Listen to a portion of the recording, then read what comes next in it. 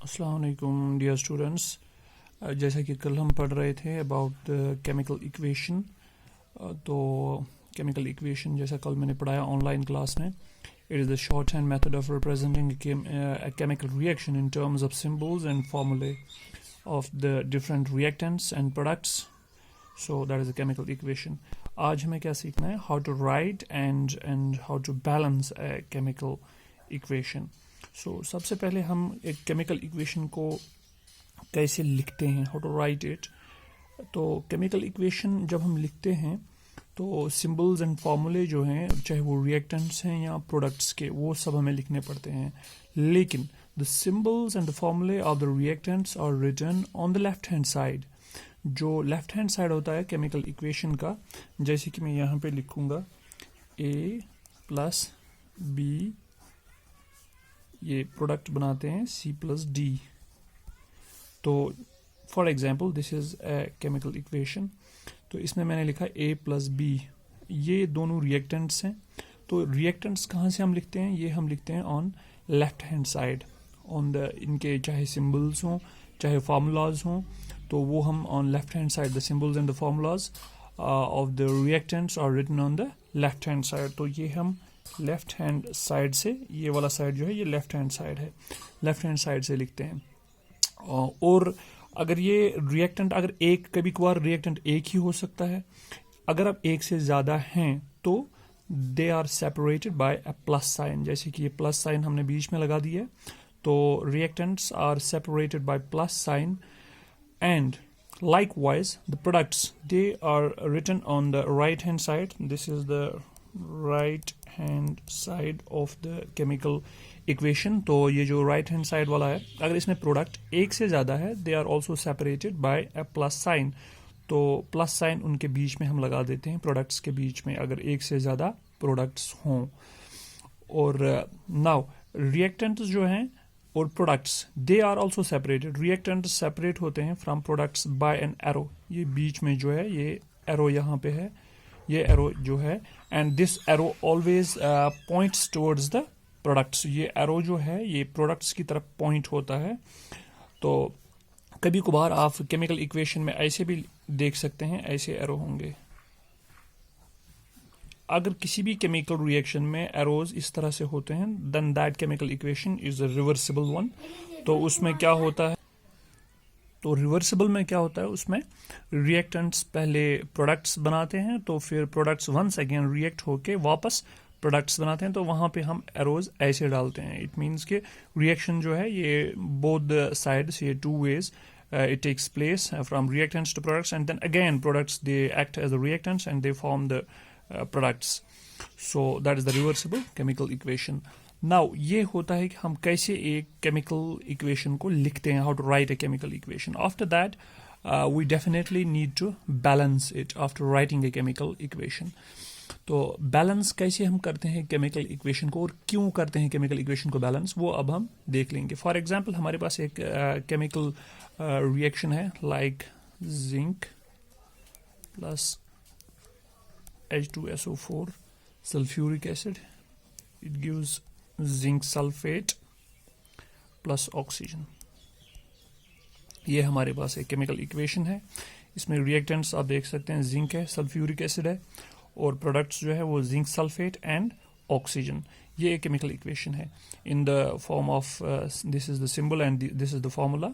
और another chemical reaction हम यहाँ पे लिखेंगे, potassium chlorate, potassium chlorate, it gives potassium chloride KCl plus oxygen. ये भी एक केमिकल रिएक्शन है। इसमें रिएक्टेंट जो है वो एक है, पोटेशियम क्लोरेट है। ये डिसोसिएट होके ये प्रोडक्ट्स बनाता है, दो प्रोडक्ट्स बनाता है, पोटेशियम क्लोराइड और ऑक्सीजन, जो कि यहाँ पे मैंने लिखा है। अब हम देखेंगे ये जो पहली वाली रिएक्शन है, अगर आप देख सकते हैं कि जिंक यहाँ पे रिएक्टेंट साइड में जिंक का एक एटम है, प्रोडक्ट साइड में जिंक का एक एटम यहाँ पर भी है। रिएक्टेंट साइड में हाइड्रोजन के दो एटम्स हैं, प्रोडक्ट साइड में H2SO4, प्रोडक्ट साइड में हाइड्रोजन के दो एटम्स है। Sorry, I have written here O2, it is H2, it is H2।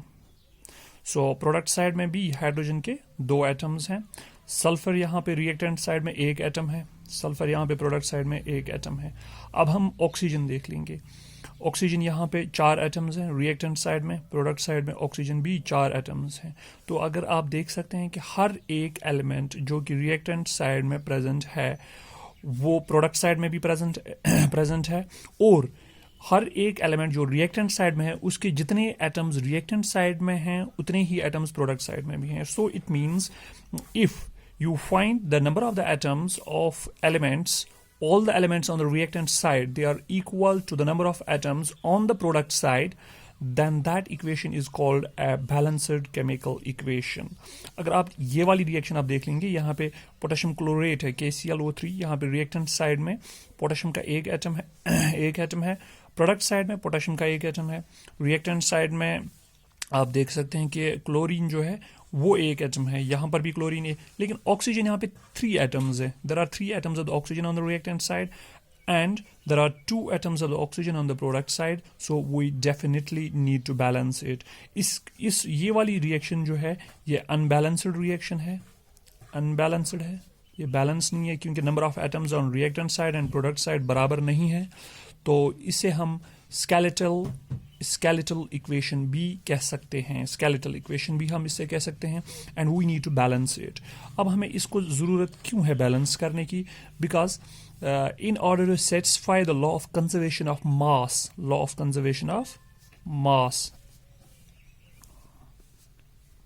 in order to satisfy the law of conservation of mass, we need to balance this chemical equation. The law of conservation of mass, what is the law of conservation of mass? According to the law of conservation of mass, the total mass of the products must be equal to the total mass of the reactants, as mass can neither be created nor destroyed.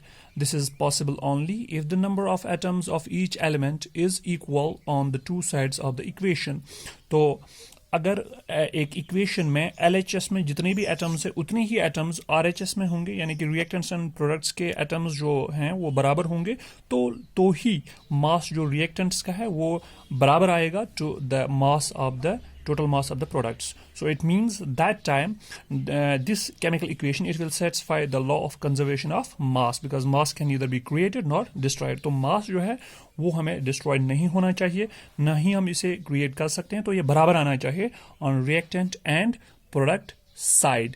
So इसलिए हमें definitely ये chemical equation जो है skeletal chemical equation, इसको it means making the number of atoms of each element equal on both the sides of the equation, यानी कि जितने भी एलिमेंट्स हैं उनके नंबर ऑफ एटम्स जो है वो हमें बराबर करने पड़ेंगे on both the sides of the chemical equation. Now there are different steps of writing the steps of balancing a chemical equation. हमें steps of balancing chemical equation, एक केमिकल इक्वेशन को कैसे हम बैलेंस कर सकते हैं, उसमें क्या क्या स्टेप्स हैं. तो सबसे पहला जो स्टेप है to write the word equation, सबसे पहला स्टेप जो है वो है हम एक वर्ड इक्वेशन लिखते हैं.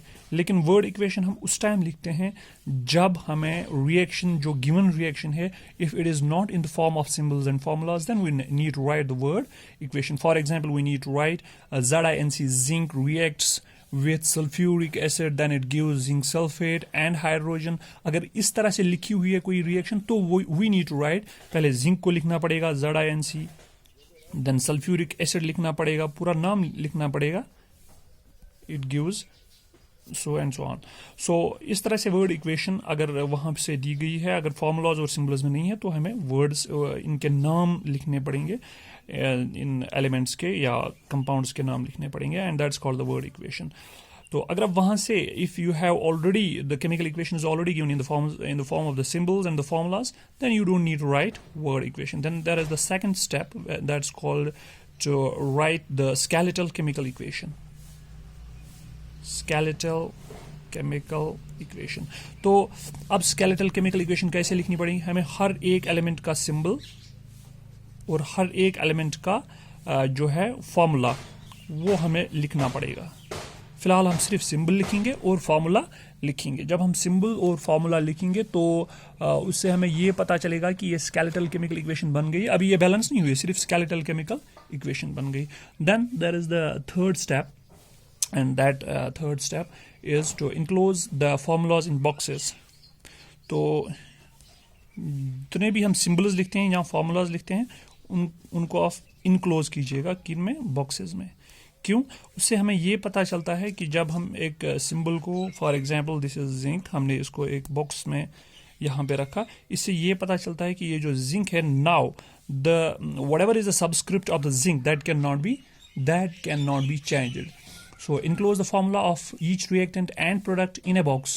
This is done to remember that during balancing of a chemical equation, the formula of any reactant or product cannot be changed. तो एक तो आप इसका सबस्क्रिप्ट चेंज नहीं कर सकते और फॉर्मूला भी आप चेंज नहीं कर सकते, ना ही आप किसी एलिमेंट का सिंबल चेंज कर सकते हैं अपनी मर्जी से. Then we'll move towards the fourth step. Later on I will when I will show you with the help of an example, तो उस टाइम आपको अच्छे से समझ में आ जाएगा इस वीडियो के सेकंड पार्ट में. अभी मैं सिर्फ स्टेप्स ऑफ से बोल रहा हूँ, स्टेप्स ऑफ को बोल रहा हूँ. तो अभी फोर्थ स्टेप जो है, that is to list the number of atoms of different elements on LHS and RHS. तो LHS यानी कि रिएक्टेंट साइड और प्रोडक्ट साइड RHS में जितने भी नंबर ऑफ एटम्स हैं, नंबर ऑफ एटम्स किनके, इनके एलिमेंट्स के, डिफरेंट एलिमेंट्स के, वो दोनों तरफ से आपको उनका लिस्ट बनाना पड़ेगा. जब हम दोनों तरफ से लिस्ट बनाएंगे तो ये पता चलेगा कि किस साइड से कितने एलिमेंट्स हैं. फॉर एग्जांपल रिएक्टेंट साइड से ऑक्सीजन के, जो मैंने अभी पिछली वाली रिएक्शन में दिखाया था, यहाँ पे ऑक्सीजन के रिएक्टेंट साइड में देयर वर 3 एटम्स, यहाँ पर प्रोडक्ट साइड में देयर वर 2 एटम्स. तो जब हम एक लिस्ट बनाएंगे तो ये पता चलता है कि कौन से एलिमेंट को बैलेंस करने की ज़रूरत है. उसके बाद फिफ्थ स्टेप जो है हमारा, that is to select the biggest formula to start balancing. अब जो फिफ्थ स्टेप है, हमें बिगेस्ट फार्मूला देखना है. बिगेस्ट फार्मूला जो सबसे बड़ा फार्मूला है, चाहे वो ऑन रिएक्टेंट साइड है या प्रोडक्ट साइड है, उसको पहले सिलेक्ट करना है. तो अब जब हमने बिगेस्ट फार्मूला सिलेक्ट किया, अब हमने देखना है अगर इसमें 3 एलिमेंट्स हैं या 4 एलिमेंट्स हैं इसमें, तो एक कंपाउंड में सबसे पहले first of all you need to balance the element of this compound which has the highest number of atoms. तो हाईएस्ट नंबर ऑफ एटम्स किस एलिमेंट के हैं, हाईएस्ट नंबर ऑफ एटम्स, तो वो वाला एलिमेंट हमें सबसे पहले इसमें बैलेंस करना पड़ेगा. उसके बाद जिसके उससे कम है वो वाला बैलेंस करेंगे, उसके बाद तीसरे की टर्न आएगी. तो इस तरह से हम स्टार्ट करेंगे बैलेंसिंग की. And then the sixth step is to check the correctness of the balanced equation. अब हम देखेंगे correctness. Correctness means correctness of balanced chemical equation. It means फिर से हमें लिस्ट बनाना पड़ेगा, number of atoms on reactant side and number of atoms on product side. तो उससे हमें पता चलेगा कि सारे एलिमेंट जो हैं वो बैलेंस हो गए हैं कि नहीं हो गए हैं. अगर वो नहीं हुए हैं अभी भी, तो आपको फिर से एक बार ट्राई करना पड़ेगा. तो जो ये वाला मेथड है जिसमें हम क्या करते हैं, this method is also called as the hit and trial method. क्यों? Because we keep on trying to balance the equation using smallest whole number coefficients. हम हर एक स्टेप में हम ट्राई करते हैं एक कोएफिशिएंट जो हम डालते हैं, कोएफिशिएंट वो हर एक फॉर्मूला या हर एक सिंबल के लेफ्ट साइड में डालना पड़ता है. For example this is zinc, I will write here 4 times zinc, so this is coefficient, and whatever is written here like O2, this is subscript. You cannot change the subscript. You can only put the coefficient on the left side of the element or on the left side of the symbol or the formula. So ये coefficients हम हर एक step में coefficients को हम coefficient डालते हैं on the left side of the formula or the symbol, और उसके बाद हम देखते हैं कि क्या ये equation जो है ये balance हो गई कि नहीं हो गई. तो that's why it is called hit and trial.